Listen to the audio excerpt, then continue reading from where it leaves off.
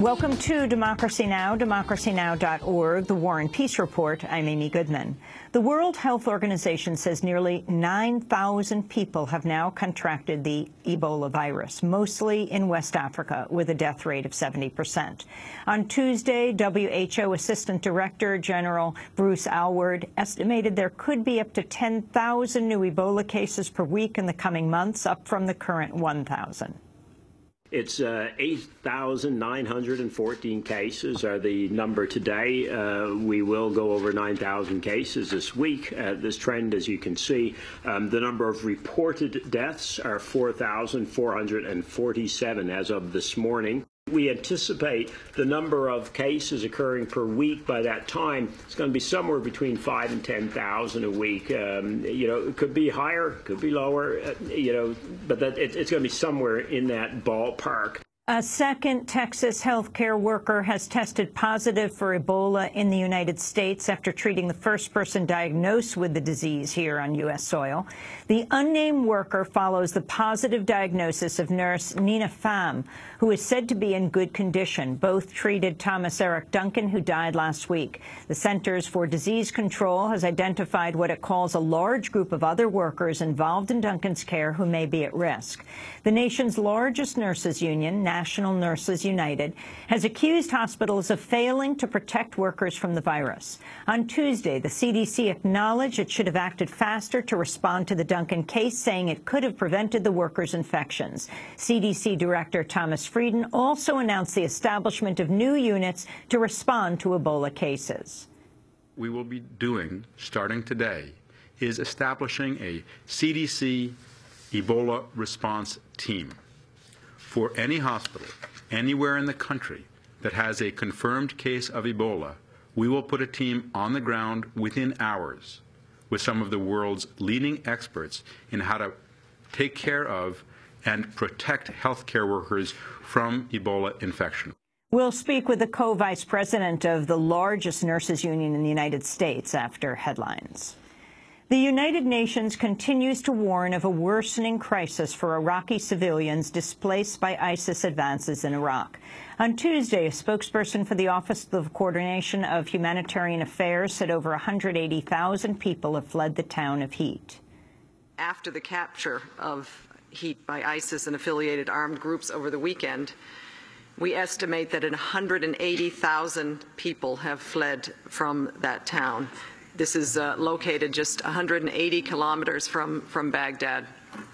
The city's residents are mostly Sunni, but it also was home to, or refuge to, a large number of displaced people who fled there from other parts of Anbar province before.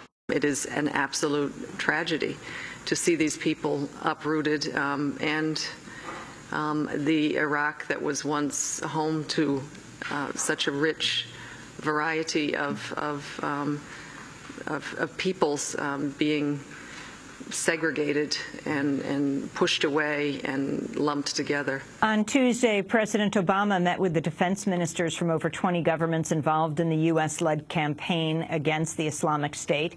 Speaking at the Andrews Air Force Base, Obama said the offensive against ISIS will be a long one. One of the things that has emerged from the discussions, both before I came and during my visit here, is that this is going to be a long-term campaign. There are not quick fixes involved. We're still at the early stages. As with any military effort, there will be days of progress and there are going to be periods of setback. But our coalition is united behind this long-term effort. The Obama administration, meanwhile, says it continues to hold talks with Turkey on hosting U.S.-led troops for the fight against ISIS. National Security Advisor Susan Rice had said Turkey would provide its military bases, a claim the Turkish government then denied. At the White House, Press Secretary Josh Earnest said the talks are ongoing.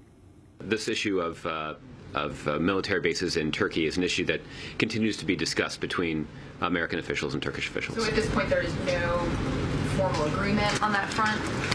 Well, I think that might be obvious from the public comments from both sides, but this is something that we continue to discuss with them. The Obama administration's pressured Turkey to take a more active role against ISIS, while Turkey has requested a buffer zone along its border with Syria. The dispute comes as Turkish warplanes have bombed one of the main groups fighting ISIS, the Kurdish Workers' Party, or PKK. The Turkish military says it acted in retaliation to PKK attacks. The strikes are the first by Turkey against the PKK since a truce was reached in 2012. The U.S. Supreme Court has overturned key anti-choice restrictions that have gutted abortion access in Texas. A decision by a federal appeals court this month allowed hospital-style building requirements to go into effect, shuttering all but 8 abortion facilities in Texas that previously had more than 40. Abortion providers reported a massive spike in phone calls and wait times for abortion as women in large parts of the state were faced with long travel times to the nearest provider. According to advocates, Tuesday's ruling means at least 13 clinics will be able to reopen today. But the move is only temporary, as the initial federal court ruling is appealed. In a statement, the Center for Reproductive Rights said, quote, "This fight against Texas' sham abortion law is not over." A federal appeals court has restored Texas's controversial voter ID law just days after it was struck down. A federal judge overturned the law last week, calling it an unconstitutional poll tax that discriminates against voters of color. But on Tuesday, a 3-judge panel said Texas can enforce the ID law in the November election because dropping it would cause confusion.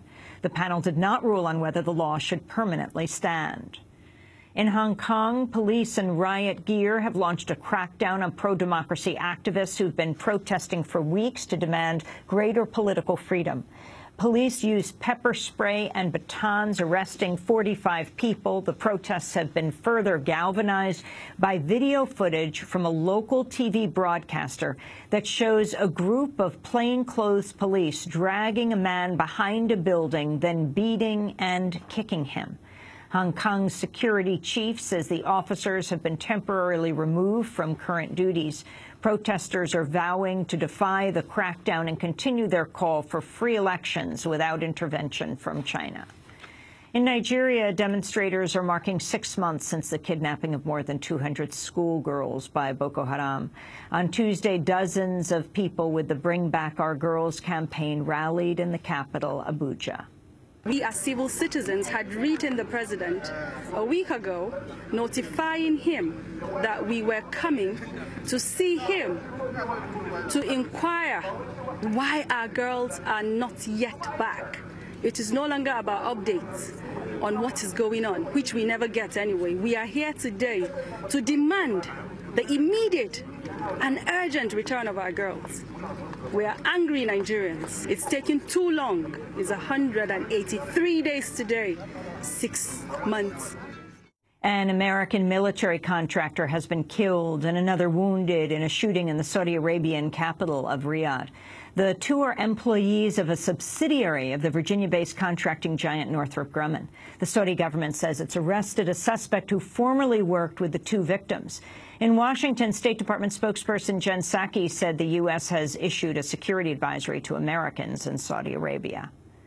Obviously, we evaluate our security posture when incidents occur. Certainly, we're in the process of evaluating our security posture. We'll take appropriate steps to ensure that all of U.S. mission personnel are safe, of course. We typically issue, our embassy is issuing, I should say, a security message to U.S. citizens to advise them on the situation and any safety precautions. A new report says the Bush administration concealed the discovery of chemical weapons in Iraq that had been developed with U.S. support in the 1980s and then denied medical care to the wounded American soldiers involved.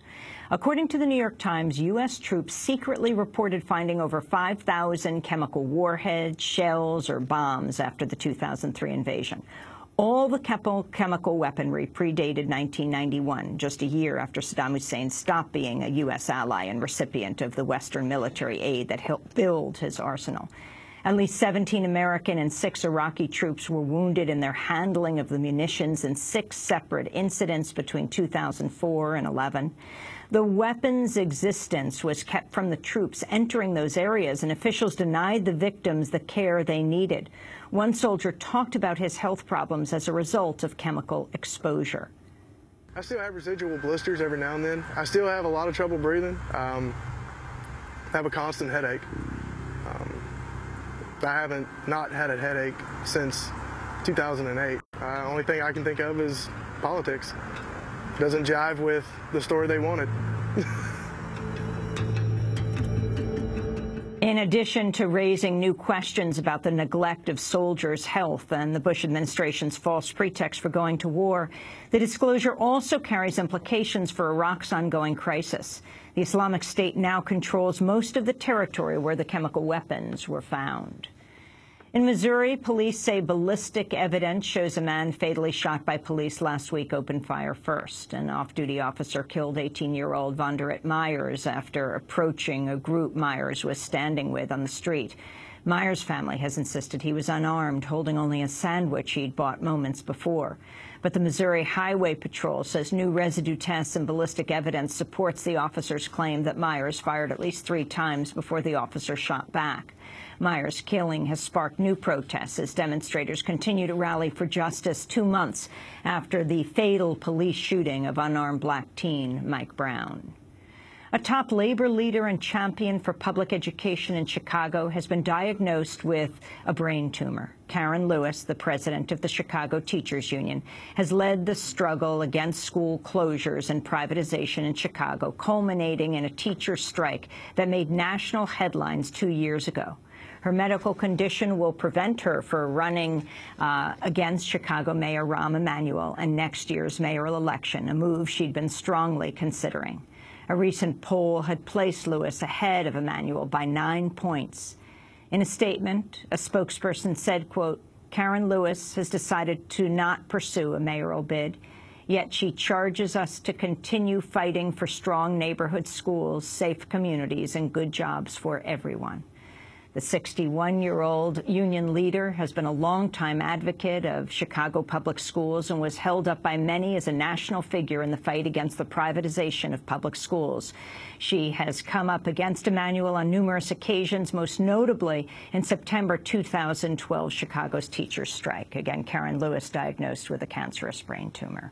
And those are some of the headlines. This is Democracy Now!, democracynow.org, The War and Peace Report. I'm Amy Goodman. And I'm Juan Gonzalez. Welcome to all of our listeners and viewers around the country and around the world.